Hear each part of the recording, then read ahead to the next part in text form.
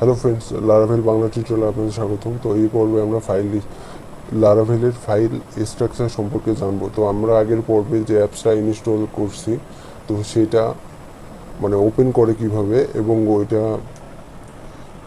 ওইটার file structure সম্পর্কে আমরা জানবো। তো আমি প্রথমে আমার যে অ্যাপসটা আমি ইনস্টল দিয়েছিলাম, তো আমরা htdoc চলে গেলাম। তো htdoc-এর মধ্যে দেখেন ওয়াও কোডার আছে। তো আমি ওয়াও কোডার ফোল্ডার মধ্যে গেলাম। তারপর এখানে আমি এখন সিএমডি ওপেন করব। তো সিএমডি আমি লিখলাম, সিএমডি লেখার পর এখানে লেখার কারণ হইতেছে যে আপনার যে এখানকার যে লোকেশনটা দেওয়া আছে সেই লোকেশনটা এখানে সেট হয়ে গেছে। তো আমি এখন এই অ্যাপসটা রান করাবো। তো রান করার জন্য আমি লিখব পিএসপি আর্টিসান সার্ভ। তো লেখার পর আমি এন্টার করার পর আমার যে অ্যাপসটা ওটা রান হবে, একটা সার্ভার দিবে। ধরুন এটা আমার সার্ভার।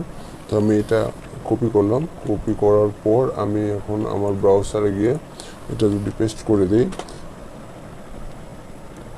তো দেখেন আমার লারাভেল অ্যাপসটা কিন্তু রান হয়েছে। তো আমি এখন কী করবো,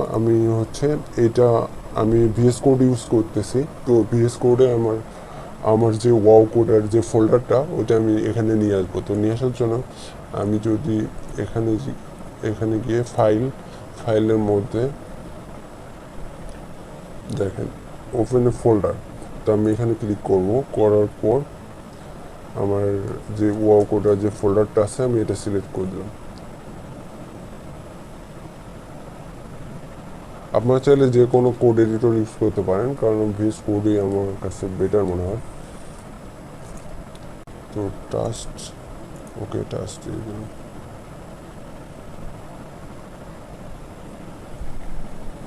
তো আপনারা দেখতে পাচ্ছেন ওয়াও কোডারের মধ্যে আমার যে অ্যাপসের যে ফাইলগুলো আছে সব চলে আসছে। তো আমি প্রথমে আলোচনা করবো অ্যাপস নিয়ে। যে অ্যাপস নামে যে ফোল্ডারটা আছে এটার মধ্যে কি আছে। এটার মধ্যে আছে কনসোলের মধ্যে আছে কর্নেল.পিএসপি। তো কর্নেল.পিএসপির কাজ কি? কর্নেল.পিএসপির কাজ হচ্ছে আপনার যে কমেন্টগুলো আপনি রান করান, যেমন পিএসপি আর্টিসান সার্ভ আমি লিখলাম। তো এটা একটা কিন্তু কমান্ড সরি। তো এই কমান্ডটা রান করলাম। তো এই কমান্ডটা কিন্তু এখান থেকেই ডিফাইন্ড হয়ে থাকে। তো আমরা যদি কাস্টম কমান্ড তৈরি করি তখন আমাদের কর্নেল.পিএসপির প্রয়োজন হবে। তো স্ক্রিপশন মানে বুঝতেই পারতেছেন যে কোনো সমস্যা আর কি, সমস্যা বা যে কোনো প্রবলেম, কোডিং রানের এরর যেগুলো আসে ওগুলা হলো এই হ্যান্ডেলার.পিএসপি মাধ্যমে নিয়ন্ত্রিত হয়ে থাকে। তো যদি আপনার কোনো পার্টিকুলার অ্যারোতে কোনো মেসেজ দিতে চান, তো এখানে আপনারা মানে করতে পারেন। তো এটা আপাতত আমাদের দরকার নেই। এই কর্নেল.পিএসপি এটাও দরকার নেই। তো আমাদের ফার্স্টলি দরকার হবে এইচটিটিপি। তো এইচটিটিপি এটা কিন্তু অনেক গুরুত্বপূর্ণ। দেখেন এখানে কিন্তু কন্ট্রোলার আছে। তো কন্ট্রোলারের কাজ কি? কন্ট্রোলারের কাজ হচ্ছে যে আপনার যে পার্টিকুলার ভিউ বা মডেলের সঙ্গে সংযুক্ত, মানে ডাটাবেসের সঙ্গে সংযুক্ত করার পর এ আর কি শো করে।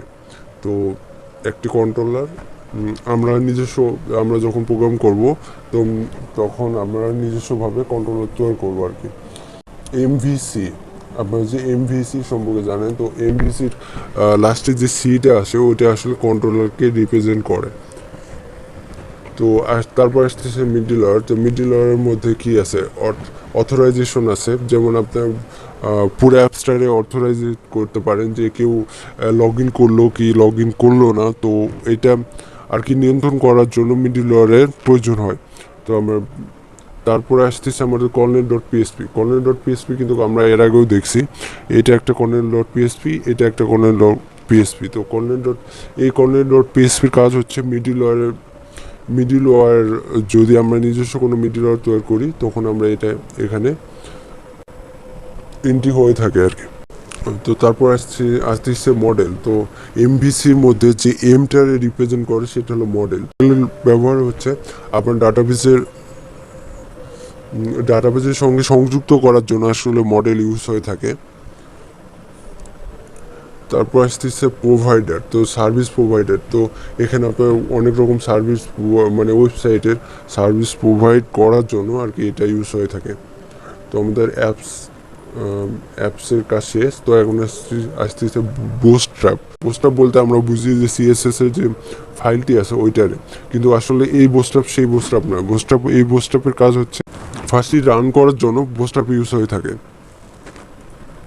তো তারপর আসছে কনফিগ। তো কনফিগ ফাইলের মধ্যে আপনার যত কনফিগারেশন আছে, ভিউ, সেশন, তারপর log in, log out, cash, তারপরে অ্যাপস, মানে যত মানে কনফিগারেশন আছে সেই ফাইলগুলো এখানে রাখা আছে।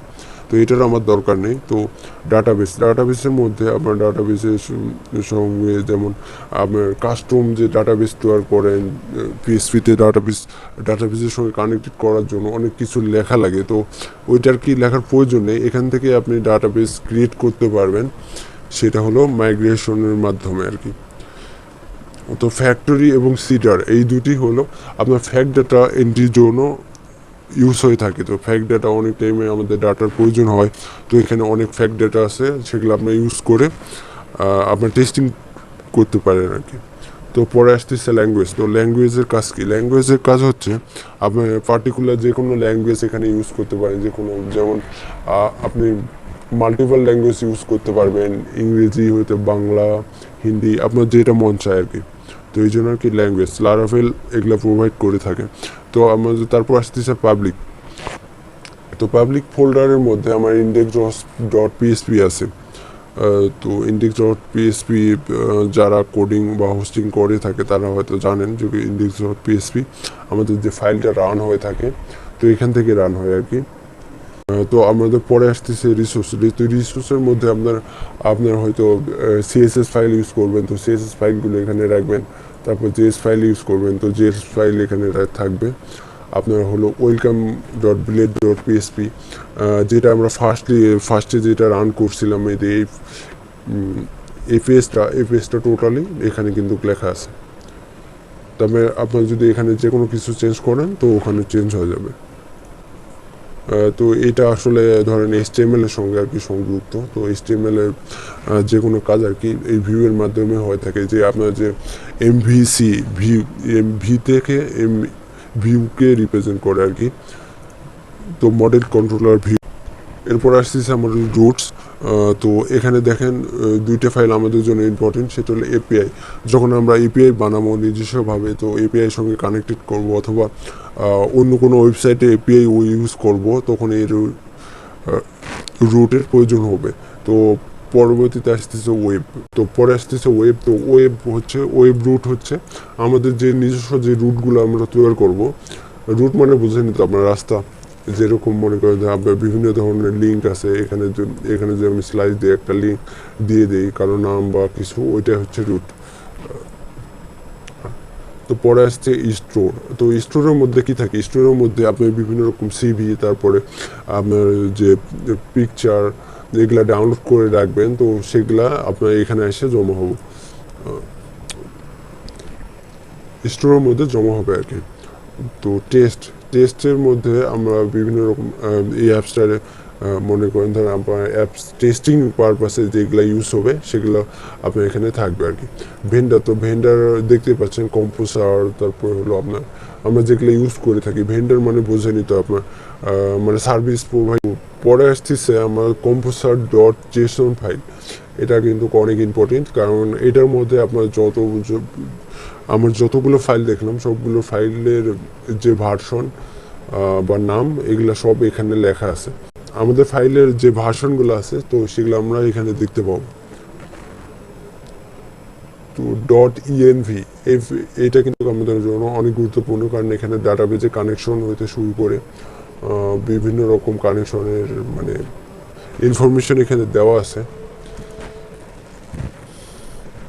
তো আমরা যদি চাই যে একটা ডাটাবেস ইউজ করবো অথবা দুইটা, অথবা আপনি মাল্টিপল ডাটাবেস ওখানে ইউজ করতে পারবেন। তো আমরা যখন বিগিনার লেভেলে আপনার কাজ করব তখন আমরা বুঝতে পারবো আর কি। তো এটাই ছিল আমাদের ফাইল স্ট্রাকচার।